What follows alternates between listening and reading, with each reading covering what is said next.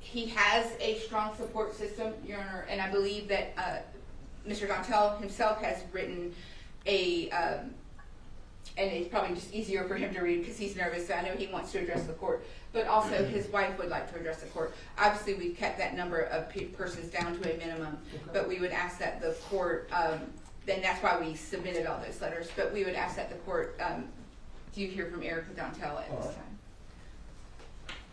Your Honor, when Your Honor believes it's appropriate, I do need to correct a mischaracterization.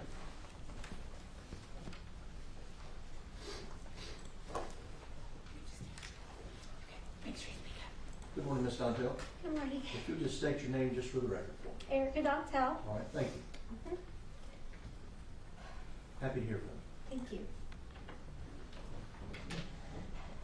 My name is Erica Dontell. I'm Christopher Dontell's wife. On June 12, 2025, Chris and I spent our 10th wedding anniversary testifying against his co-defendant, Meagan Jackson.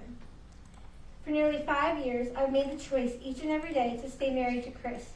Despite the murder charge, affair, selling, though it felt more like losing my dream home, severe depression and anxiety, financial hardship, and all while solo parenting and homeschooling our 2 kids in hopes of giving them the most normal life possible, I've stayed, and I would like you to understand why. The Chris that has been presented to you in this courtroom over the last few years is not the man I chose to marry and build a life with. While Chris and I have been married for 10 years, we've been together for nearly 15, just about half of my life. While Chris and I, the totality of the horrible and unimaginable events that have gotten us here today only took a matter of months. Chris was not simply caught up in a workplace affair, but instead Meagan Jackson infiltrated all areas of our lives and became the literal antichrist to our family. Within 8 short months, Meagan Jackson moved into our neighborhood and set her plan in motion with 2 goals in mind: end Chris and mine's marriage and rid herself of Greg Rice, only one of which she succeeded at. From day one of knowing Meagan, she had perfectly curated a narrative to gain compassion from both Chris and myself. At the time, it was our understanding that Greg Rice was an abusive, drug-addictive pervert, and Meagan sold that story to us every chance she got. Chris nor I had never met Greg, and from her stories, we felt we never wanted to. I believe everything she told us was a tactical move to allow her plan to move forward without a hitch. Meagan sold both Chris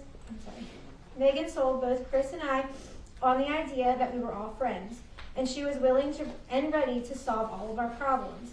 She used the economic crash caused by COVID to shower us with expensive gifts, food, and promises of my dream come true, a summer camp for kids here in the county.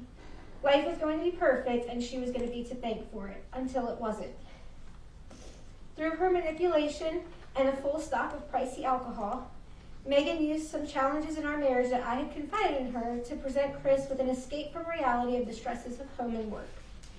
I'm not making excuses for Chris's behavior, but I feel the backstory is important to understand how we got here. Chris made choices that he's expressed to me that he deeply regrets and has been paying for ever since. I will not overlook his role and the damage his decisions have caused. But it's with every fiber of my being that I say, if COVID shutdowns had never happened, Chris would not be involved in this case at all. I do, however, believe Meagan still would have found a way to do what she did to Greg. In January 2011, Chris and I had reconnected when we lived in Maryland, and we clicked instantly. He was hardworking, shared my love of baseball, and had the same overall goals and aspirations for life as I did, including our future plans of moving to Myrtle Beach.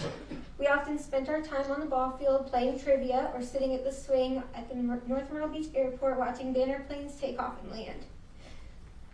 Until November 2021, Chris and I had never been apart for more than a week and a half when he had to go away for training in 2015.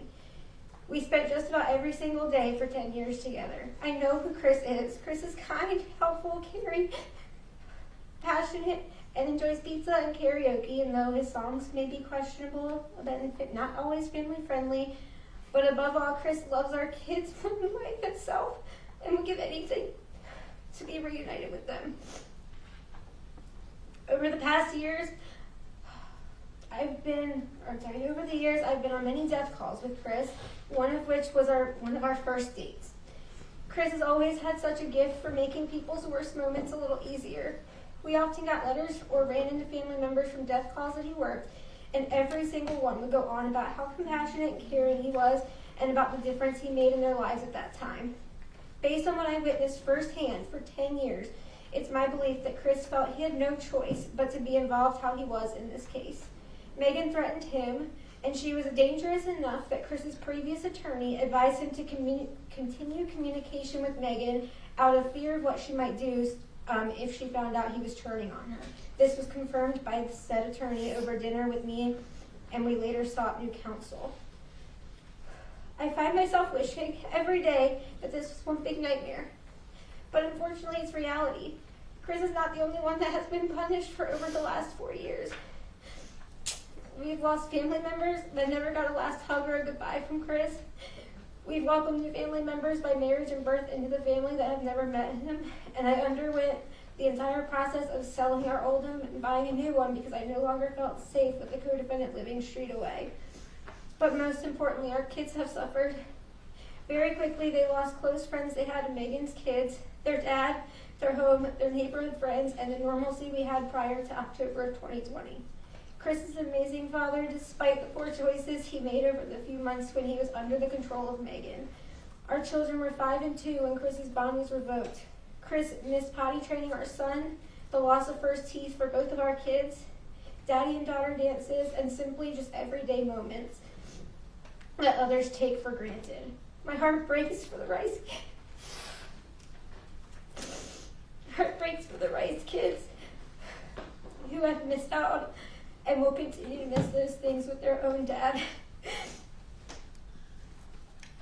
I would give anything to go back in time knowing what I know now, but unfortunately that can't happen. We were all under Meagan's spell of her false narrative and promises. I will continue to pray for the Rice kids every day and love them and hope they are forever surrounded by the love that they always deserved but did not receive from their own mom. During his incarceration, Chris has attended church services, Christian counseling sessions, which we will continue together when we are able to. And he's helped to keep things as normal as possible for our kids by playing games like rock, paper, scissors and practicing their math facts and spelling words, and even attending sporting events through the video visits. I respectfully ask you to please consider Chris as the man he is as a whole and not just the actions within such a small period of time when he felt there was no way out. We have lost so much already, and it is my hope that you would consider the time Chris and our entire family have already served and allow him to come home to our family. Thank you, Ms. Dontell. Thank you.